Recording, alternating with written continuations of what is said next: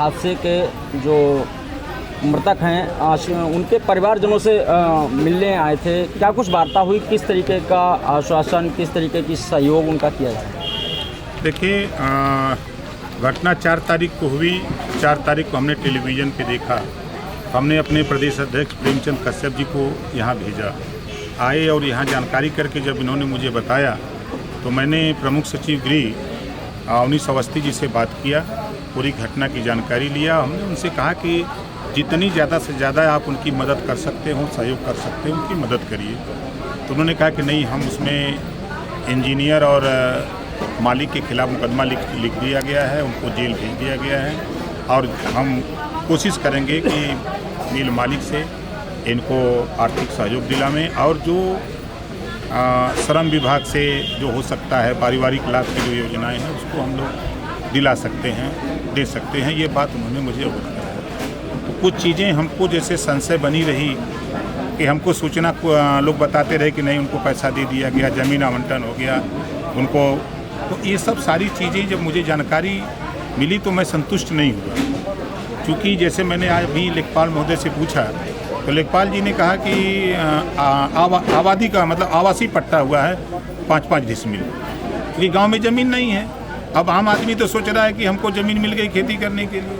तो सच्चाई को जानना, इनको पारिवारिक लाभ तो दे दिया गया, जो श्रम विभाग से है 1,30,000 रुपया मिलता है, उसमें कार्रवाई अभी धीमी गति से हो रही है। और जिस तरह घटना, जिस तरह की इतनी बड़ी घटना है, 11 लोग की डेथ हुई है एक गांव में, बगल के गांव में एक लोगों की हुई है, 13 लोगों की डेथ हुई है। ऐसी घटना में इस जिले के 3 मंत्री हैं और तीनों मंत्री में किसी को फुर्सत नहीं है कि कम से कम इस मुसीबत की घड़ी में आकर इस पीड़ित परिवार से मिल सकें। ये बहुत बड़ा दुर्भाग्य की बात है। और प्रदेश सरकार को संज्ञान में तो है, लेकिन इनको आर्थिक सहयोग तत्काल उपलब्ध हो, ताकि अब तो जो परिवार उजड़ गया, लेकिन जो बचे हुए लोग हैं उनके बीच में बच्चे हैं, बच्चियां हैं, उनका भरण पोषण हो सके, उनको जीने का सहारा मिल सके। इसके लिए हम पूरी FIR की कापी और गांव के लोगों ने जो लिख के दिया है, अब इसको हम जा रहे हैं, हम माननीय मुख्यमंत्री जी से मिलेंगे और जो भी संबंधित अधिकारी और इसमें हैं मदद कर सकते हैं उनसे बात करके हम 20 तारीख तक इनको मिल मालिक की तरफ से हम इनको सहायता दिलाने का काम पूरा करा देंगे। परिवार की तरफ से, परिवार से आप मिले हैं, परिवार का क्या कुछ दर्द निकल करके आया है, किस तरीके की पीड़ा रही उनकी और क्या कुछ प्रमुख मांगे हैं?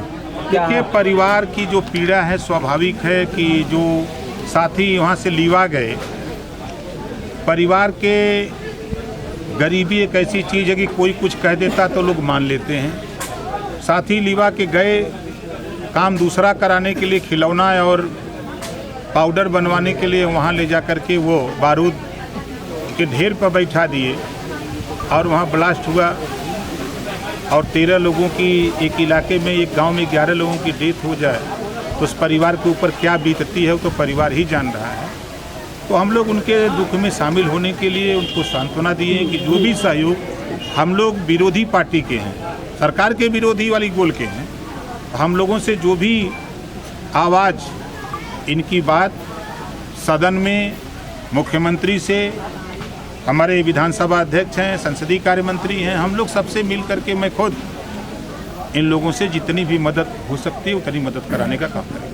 सुहेलदेव जी, एक बहुत महत्वपूर्ण प्रदेश के जो हालात, यहाँ से हट के ये हमारा सवाल है, जो हालात इस समय चल रहे हैं, कल की जो घटना पूरे प्रदेश में घटी, इस पर क्या कुछ कहना चाहेंगे आप? देखिए, इस घटना क्यों घटी, जिन्होंने आग उगला, पूरे प्रदेश में आग लगी, उन दोनों के खिलाफ जो मुकदमा कल लिखे हो, यही मुकदमा अगर पहले दिन लिख दिए होते तो इतनी बड़ी घटना नहीं होती। दूसरी चीज़ कि भारतीय जनता पार्टी का नेता होने के नाते नुपुर शर्मा को क्यों बचा रही है? और जिस जिले में देश के राष्ट्रपति महोदय जी हों, प्रधानमंत्री जी हों, मुख्यमंत्री जी हों, पूरे देश का प्रशासनिक महकमा हो और वहाँ दंगा हो जाए तो खुफिया तंत्र तो फेल है। चाहे उनकी आईबी हो, चाहे उनके सीआईडी, जितने भी खुफिया तंत्र सब फेल हैं। घटना के बाद अब सबको सुधार है कि नहीं ऐसे ही से रहा, ये पहले क्यों नहीं आपने बताया? अगर ये तो घटना जो वहाँ दंगा हो गया मौजूदगी में, ये तो खुफिया तंत्र की नाकामी हम मानते हैं। लेकिन कल जो हुआ है, कल तो जुमा की नमाज हुई, नमाज मस्जिद से निकलते हैं और जुमे की नमाज के बाद तुरंत पत्थरबाजी होती, इस पर क्या कुछ कहेंगे? क्या नमाज को कलंकित नहीं किया गया? क्या मस्जिद पर सवाल नहीं उठते? नहीं, देखिए, दुर्भाग्यपूर्ण घटना है। जो दोषी हैं उनके खिलाफ कार्रवाई होनी चाहिए, जिन लोगों ने कानून अपने हाथ में लिया है। लेकिन इतनी बड़ी घटनाएं देश में नहीं होती। पहले दिन ही जिन्होंने बयान दिया किसी के खिलाफ, धर्म के खिलाफ, अगर उसके ऊपर FIR लिख के जेल भेज दिया गया होता तो इतनी बड़ी घटनाएं नहीं होती। लेकिन साहब कहा जा रहा है कि उन्होंने तो वही कहा है जो उनकी किताब में लिखा है, ऐसा कहा जा रहा है। फिर मुकदमा क्यों लिखा गया? अगर किसको दोषी मानते हैं? दोषी तो निपुण शर्मा ने जो बयान दिया है, हमारे ही धर्म के खिलाफ कोई जहर उगले हम बर्दाश्त करेंगे? अब संविधान इस बात की इजाज़त नहीं देता कि किसी के धर्म के खिलाफ कोई खिलाफ बोले। आप अपना पूजा पाठ करो, अपने विषय में बोलो, आप किसी दूसरे के विषय में क्यों बोलते हो भाई? तो वो सबसे बड़ी चीज़ कि इस पूरी घटना को जन्म किसने दिया, ऐसा क्यों किया? अगर वो ऐसा नहीं किया होता तो आज राष्ट्रीय स्तर पर नहीं, अंतर्राष्ट्रीय स्तर पे बदनामी हो रही है देश की। ये चीज़ें, जो मुख्य आरोपी है पहले उसको पकड़ के गिरफ्तार करके जेल भेज दें, सब शांत हो जाएगा। अंतिम सवाल, इस समय उपचुनाव चल रहे हैं, आपका आजमगढ़, रामपुर, कैसे देखते हैं इन उपचुनावों में? निरहुआ और वहाँ पर जो हमारे यहाँ बदायूं से सांसद पड़ोस के जनपद से रहे हैं धर्मेंद्र यादव जी की सीधी टक्कर है, कैसे देखते हैं इस उपचुनाव को आप? कहाँ टक्कर है? आप शाहजहाँपुर से टक्कर देख रहे हैं। अभी बताइए कि लोकसभा में अभी नचनिए खाली जाएंगे हैं? वहाँ ज़रूरत है डॉक्टर, मास्टर, इंजीनियर जैसे लोगों की ज़रूरत है, पढ़े लिखे लोगों की ज़रूरत है। जो अश्लील गाने गा करके समाज में जिस तरह की नफरत पैदा कर रहे हैं, जिस तरह का माहौल पैदा कर रहे हैं, ऐसे लोग सदन में जाएंगे तो कौन सा गाना गाएंगे? कुछ याद हो उनका कोई आप ही गुनगुना दीजिए। बाद में यहाँ नहीं आप बता ही की तरफ के हैं।